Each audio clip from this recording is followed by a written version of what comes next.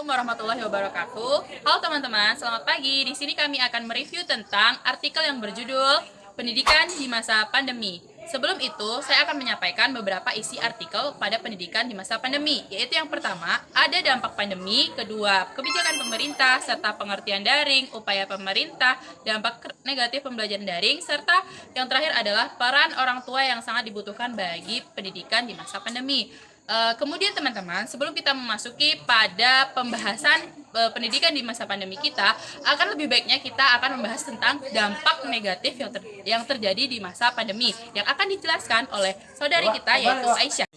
Pandemi mengakibatkan dampak yang sangat besar terhadap pendidikan karena pendidikan jadi tidak efektif dalam pembelajaran tatap muka secara langsung atau yang sering disebut sebagai pembelajaran offline atau luring. Adanya pandemi mengakibatkan pembelajaran terhambat. Dari dampak negatif pembelajaran daring, adapun peran utama dalam pendidikan di masa pandemi, yaitu peran orang tua itu sangat penting karena anak-anak pun lebih banyak menghabiskan waktunya di lingkungan rumah. Jika kita lihat pada kenyataannya bahwa anak-anak yang belajar di sekolah hanya sampai beberapa jam, tidak sampai seharian.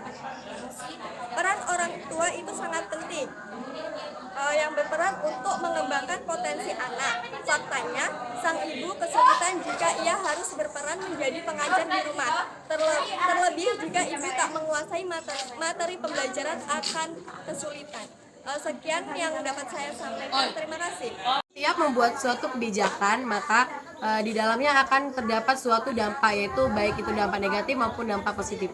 Tetapi sebelum memasuki pada dampak negatif pembelajaran daring, mari kita bahas terlebih dahulu apa itu pembelajaran daring. Pembelajaran daring adalah pembelajaran dalam jaringan. Menurut KBBI, maksudnya adalah segala sesuatu yang dilakukan secara online. Nah, dari pengertian tersebut, setelah itu pemerintah membuat suatu kebijakan, yaitu pembelajaran daring.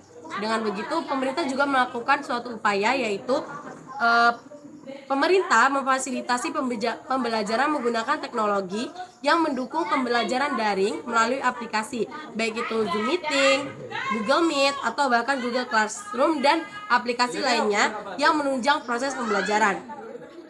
Meski pembelajaran dengan cara daring untuk mempermudah para murid dan mahasiswa, ternyata banyak juga dampak negatif yang dirasakan oleh mereka. Dampak negatifnya adalah Saya akan melanjutkan, yaitu terdapat dampak negatif dalam pembelajaran daring beragam. Dampak dari negatif dari pembelajaran daring adalah susahnya sinyal karena tinggal di daerah pelosok, juga kondisi keterbatasan orang tua dalam memenuhi fasilitas pembelajaran online yang dapat memberatkan karena tidak semua memiliki handphone dan terkadang ada yang harus bergantian memakai handphone karena hanya memiliki satu handphone untuk bersama. Terlebih jika kita memiliki anak yang sekolah beda jenjang, proses belajar tentu akan tidak efektif. Keharusan membeli kuota secara rutin juga dikeluhkan oleh para mahasiswa karena aplikasi yang menunjang itu membutuhkan banyak kuota.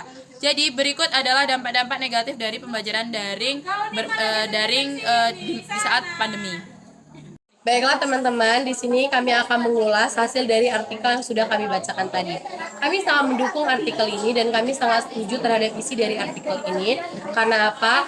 Di sini kita menjadi tahu bahwasanya pada saat masa pandemi, pendidikan itu memiliki dampak negatif pada saat pendidikan, yaitu seperti pada saat berlangsungnya pembelajaran secara daring. Kita kesulitan karena harus memerlukan akses internet yang sangat lancar. Tetapi banyak sekali di pelosok-pelosok yang terkendala oleh jaringan ini. Maka dari itu dampak negatifnya sangat besar terhadap pendidikan di masa pandemi. Selanjutnya kita juga mengetahui bahwasanya pemerintah juga mengeluarkan suatu kebijakan terhadap bagaimana bahwasanya pendidikan di masa pandemi ini bisa berlangsung secara kondusif dan efektif. Dan juga dengan artikel ini kita mengetahui bahwa orang tua lah yang memiliki peran sangat penting. Karena apa? Karena kita melakukan pembelajaran secara daring, yaitu di rumah masing-masing.